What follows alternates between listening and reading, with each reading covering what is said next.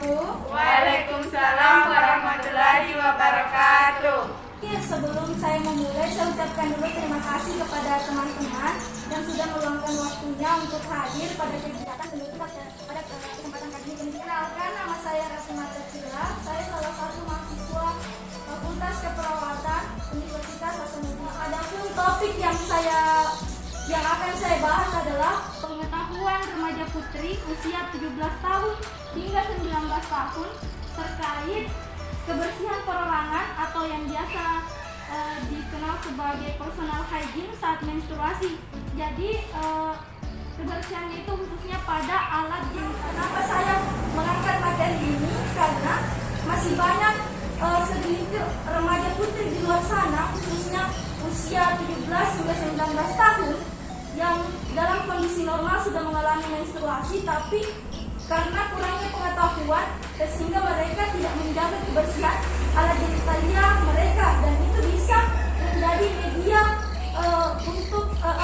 bisa menyebabkan suatu penyakit khususnya pada alat reproduksi. Makanya pada kesempatan kali ini kakak mengangkat materi tersebut. Kemudian ada pun subtopik yang akan kakak bahas itu ada 4. Yang pertama adalah dari segi definisi kebersihan perorangan saat menstruasi. Kemudian yang kedua adalah tujuan kebersihan perorangan saat menstruasi. Kemudian yang ketiga adalah dampaknya, dampak ketika kita tidak menjaga alat genitalia kita khususnya pada saat kita mengalami menstruasi. Dan yang terakhir adalah hal-hal yang perlu diperhatikan saat teman-teman mengalami. Jadi terlebih dahulu saya ingin bertanya kepada teman-teman. Jadi mungkin ada dari teman-teman yang bisa menjelaskan. Yang pertama itu adalah apa sih itu kebersihan perorangan saat menstruasi? Ya, dipersilakan. Menurut saya, pengetahuan saya, kebersihan perorangan saat menstruasi itu seperti kita menjaga kesehatan dan kebersihan area kewanitaan dengan cara sering membersihkan area kewanitaan dengan mengganti pembalut sebanyak 3 jam sekali. Selanjutnya mungkin ada dari teman-teman yang ingin menjelaskan terkait apa sih itu tujuannya sehingga kita harus melakukan kebersihan perorangan saat menstruasi. Ya, dipersilakan. Jadi begini Kak, menurut saya tujuan kita menjaga kebersihan menstruasi adalah yang pertama untuk kenyamanan kita pribadi, karena kita tidak mungkin dalam beraktivitas kita tidak melakukan kebersihan pada saat menstruasi karena area genitalia kita lembab, jadi kita tidak nyaman untuk beraktivitas di luar. Dan yang kedua ya itu kebersihan tubuh. Saya kira itu saja Kak. Saya lanjut lagi, kira-kira ada tidak? Saya lanjut. Jadi saya ucapkan terima kasih kepada teman-teman yang sudah menjawab pertanyaan saya. Ini merupakan acuan saya atau menjadi pertimbangan saya saat memberikan teman-teman materi ke depannya. Jadi saya tahu kebutuhan teman-teman apa. Ketika nanti saya memberikan penjelasan, saya bisa meluruskan atau saya bisa menambah pengetahuan teman-teman. Jadi kita lanjut ya. Jadi saat ini kita akan menonton video. Ini video berkaitan dengan materi yang akan saya bawakan. Jadi saya harap teman-teman bisa memperhatikan dan bisa menjadi gambaran awal. Oh, ternyata seperti ini, ternyata seperti ini. Personal hygiene pada saat menstruasi yaitu untuk mempertahankan perawatan diri, dapat melatih hidup bersih dan sehat, menciptakan penampilan yang sesuai dengan kebutuhan kesehatan, membuat rasa nyaman, mencegah infeksi, mencegah gangguan sirkulasi darah, dan juga mempertahankan aktivitas pada tubuh. Indikator personal hygiene. Nah, itulah tadi video terkait kebersihan perorangan. Jadi selanjutnya itu kakak akan menjelaskan terkait kebersihan perorangan atau personal hygiene saat menstruasi, khususnya pada alat genitalia atau alat reproduksi kita. Kemudian adapun yang akan saya bahas yang pertama adalah dari segi pengertian kebersihan perorangan saat menstruasi. Nah, sebelum kakak menjelaskan hal ini terlebih dahulu, kakak akan menjelaskan apa sih sebenarnya kebersihan perorangan. Jadi kebersihan perorangan itu merupakan suatu tindakan yang kita lakukan untuk menjaga kebersihan dan kesehatan, untuk meningkatkan kesejahteraan fisik dan dan psikis.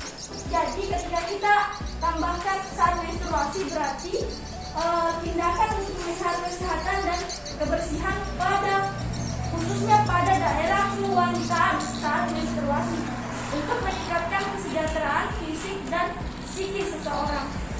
Nah, seperti yang sudah dijelaskan oleh adik Hedi tadi, sudah betul yang Anda jelaskan, tapi yang sudah Anda sebutkan tadi seperti mengganti pembalut itu sudah salah satu tindakan untuk menjaga kebersihan. Betul sekali. Nah, jadi saya persilakan ke teman-teman, mungkin ada yang ditanyakan terkait hal ini, silakan bertanya. Ya, dipersilakan.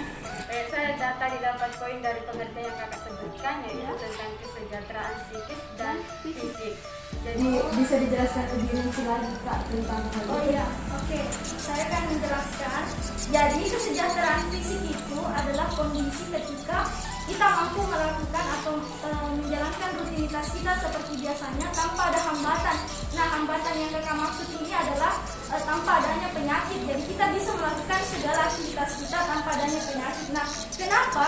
Karena saat menstruasi itu perlu teman-teman ketahui, saat kita menstruasi kelenjar keringat kita ini akan menghasilkan keringat lebih banyak lagi. Nah, khususnya pada area yang tertutup, yaitu area genitalia bisa memproduksi keringat lebih banyak, dan kondisi seperti itu bisa menyebabkan area genitalia kita akan lembab. Nah, kondisi seperti itu menjadi media bagi mikroorganisme yang kakak maksud di sini seperti jamur, bakteri, dan bahkan virus untuk berkembang biak dan bisa menghasilkan dan bisa menyebabkan suatu penyakit reproduksi terjadi pada seseorang. Sedangkan kesejahteraan psikis itu merupakan kondisi ketika ketika seseorang mengalami tidak menjaga kebersihan genitalianya, maka akan menimbulkan bau dan lain sebagainya akibat bakteri yang kakak maksud tadi. Nah, hal itu bisa menyebabkan kurangnya kepercayaan diri seseorang dalam berinteraksi. Nah, bila hal itu terus terjadi, maka seseorang itu akan antisosial. Jadi mereka tidak ingin lagi berinteraksi karena itu tadi kurang kepercayaan dirinya, makanya mengganggu psikisnya. Jadi makanya kita perlu memperhatikan kebersihan perorangan, khususnya alat genitalia kita saat menstruasi. Oke, kakak lanjutkan. Subtopik yang akan kakak jelaskan kedua adalah tujuan kebersihan perorangan. Jadi kakak rasa pada subtopik kali ini sudah sangat jelas. Jadi kakak akan melanjutkan dampak tidak menjaga kebersihan perorangan saat menstruasi. Jadi seperti yang tadi kakak jelaskan bahwa saat seseorang menstruasi menjadi media bagi mikroorganisme seperti jamur, bakteri, dan virus, itu bisa menyebabkan berbagai penyakit pada alat genitalia. Contoh penyakit yang bisa saja timbul, yang pertama adalah bisa menyebabkan infeksi. Nah, infeksi bisa mengakibatkan keputihan, dan keputihan ketika terjadi secara terus-menerus itu bisa menyebabkan kemanduran pada seseorang. Makanya teman-teman perlu memperhatikan. Jadi jangan menyepelekan keputihan. Nah, keputihan itu bukan virus, tapi jamur. Jamur yang menyebabkan keputihan itu adalah Candida albicans. Nah, jamur itu menyebabkan keputihan dan bisa berkembang saat seseorang menstruasi dan tidak memperhatikan kebersihannya.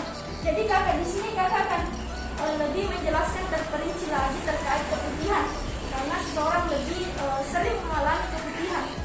Nah, keputihan itu menjadi salah satu gejala adanya kelainan pada organ reproduksi wanita seperti infeksi. Namun tidak semua infeksi pada organ reproduksi wanita memberikan gejala keputihan. Nah, keputihan dapat disebabkan oleh adanya jamur yang tadi saya sebutkan. Keputihan berdampak besar terhadap kondisi psikologis bagi penderita. Nah, jadi selanjutnya kakak akan menjelaskan penyebab keputihan tersebut. Jadi yang pertama adalah penggunaan tisu terlalu sering untuk membersihkan organ kewanitaan. Biasanya hal ini dilakukan setelah buang air kecil dan atau buang air besar. Saya rasa teman-teman mungkin jarang melakukan hal ini, dan mungkin hanya kondisi tertentu saja, di tempat tertentu saja teman-teman melakukan hal ini. Tapi saya sarankan untuk tidak melakukan hal tersebut. Nah, tidak membalut ketika menstruasi, menggunakan pakaian berbahan sintesis yang ketat sehingga uang tidak memadai dan mengakibatkan timbulnya iritasi pada organ kewangian seperti yang sudah tadi jelaskan. Salah satunya adalah dampaknya bisa menyebabkan iritasi. Kemudian kurangnya perhatian terhadap organ kewanitaan. Yang kelima, seringkali menggunakan WC yang kotor sehingga memungkinkan adanya bakteri yang dapat mengotori organ kewanitaan. Yang keenam itu adalah membasuh organ kewanitaan ke arah yang salah, yaitu arah belakang ke depan, jadi itu tidak boleh teman-teman lakukan. Yang ketujuh adalah menggunakan sabun pembersih untuk membersihkan organ kewanitaan secara berlebihan sehingga flora hydrolysis yang berguna menjaga tingkat kerasanan dalam organ kewanitaan terganggu. Nah, jadi kalau misalkan penggunaan sabun juga secara berlebihan itu tidak baik. Kemudian yang kedelapan, sering menggaruk organ kewanitaan. Nah,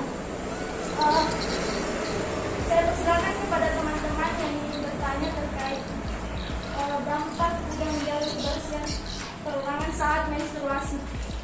Ya, begini Kak, saya temui di lingkungan saya Kak, beberapa orang yang terkena kebutuhan mau kayak ada obat-obat yang Kak.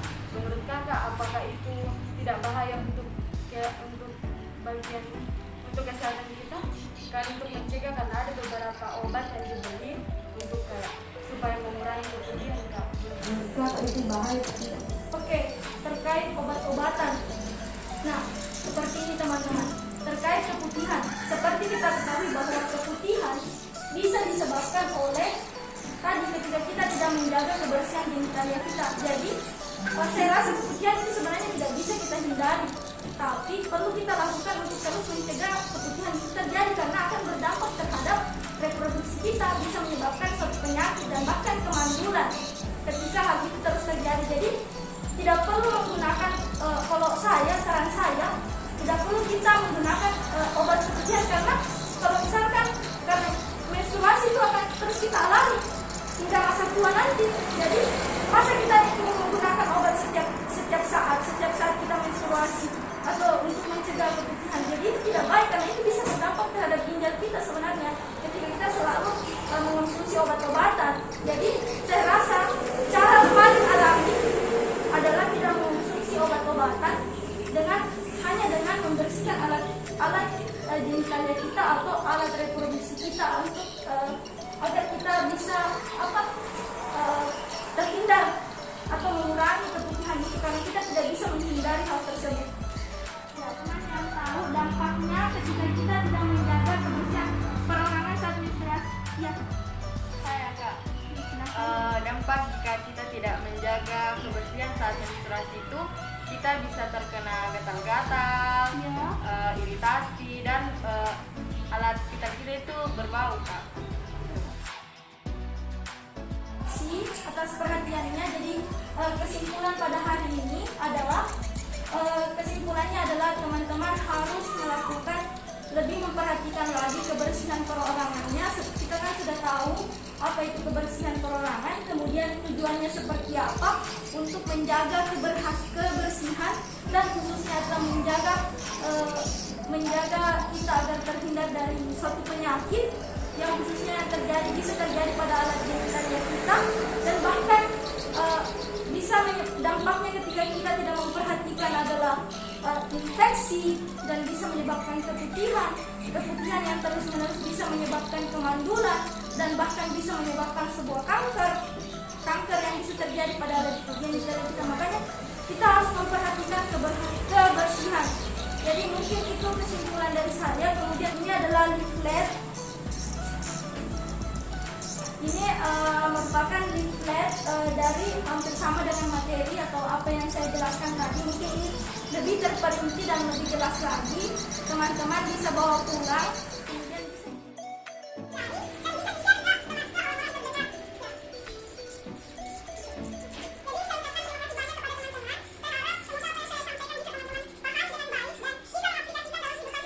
bisa terima Terima kasih banyak dan assalamualaikum warahmatullahi wabarakatuh. Waalaikumsalam warahmatullahi wabarakatuh.